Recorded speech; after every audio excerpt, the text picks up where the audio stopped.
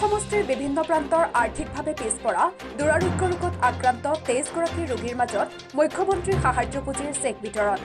বেটিয়াৰৰ BJP দলৰ মনোনীত MCLA Hemanta Kumar ৰাভাই প্ৰতিগৰাকী ৰোগীৰ ঘৰে ঘৰে গৈ কৰ্কট আৰু বৃক্কৰ জটিল ৰোগত আক্ৰান্ত প্ৰতিগৰাকী ৰোগী তথা পৰিয়ালৰ লোকৰ হাতত মুখ্যমন্ত্ৰীৰ সাহায্য পুঁজিৰ 25,000 টকাৰ চেক বিতৰণ কৰাৰ লগতে মুখ্যমন্ত্ৰীৰ শুভেচ্ছা বাণী জ্ঞাপন কৰে।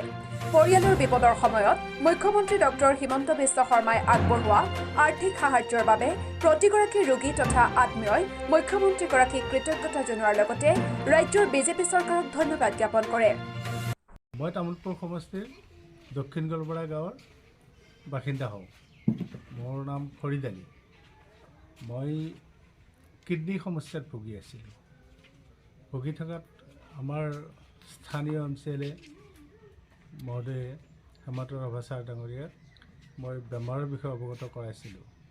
অৱগত কৰাত তেখেতে মুখ্যমন্ত্ৰী মহোদয়ৰ পৰা মোৰ চিকিৎসাৰ বাবদ এই 25,000 টকাৰ চেক এখন অৰ্পণ কৰিছে।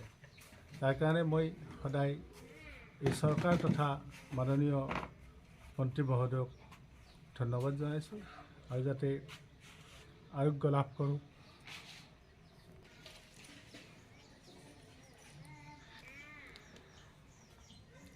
মোৰ তাৰমানে ভাষাই নাই আৰু তেখেতে যেনেধৰণে মোক সহায় কৰিলে মই খুব সুখী হৈছোঁ।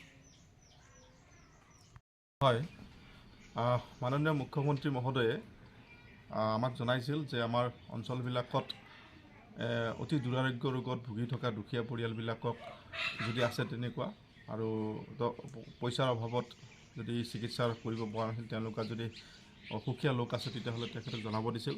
আমি আমাৰ এই অঞ্চলৰ পৰা তামোলপুৰৰ পৰা 23গৰাকী কৰ্কট ৰোগত আক্ৰান্ত আৰু আমাৰ কিডনী প্ৰব্লেম থকা অসুখীয়া লোক আৰু এনেকুৱা ধৰণৰ 23জন ব্যক্তিৰ ৰোগীয়া মানুহৰ নাম পঠাইছিলোঁ আমি। আৰু মুখ্যমন্ত্ৰী মহোদয়ে খুব সোনকালে এই চেকখিনি আমাৰ ইয়াতে পঠাইছে।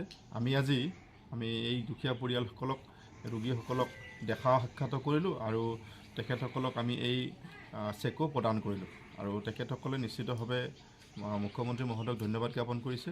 আমিও মাননীয় মুখ্যমন্ত্ৰী মহোদয়ক এনে পদক্ষেপৰ বাবে আন্তৰিক ধন্যবাদ জ্ঞাপন কৰিছোঁ আৰু আগন্তুক দিনত আকৌ তেখেতে সহায় কৰিম বুলি আমাক নিশ্চিতভাৱে কৈছে। তামোলপুৰৰ পৰা আনন্দ ৰামচিয়াৰীৰ ৰিপৰ্ট, অমৃত নিউজ।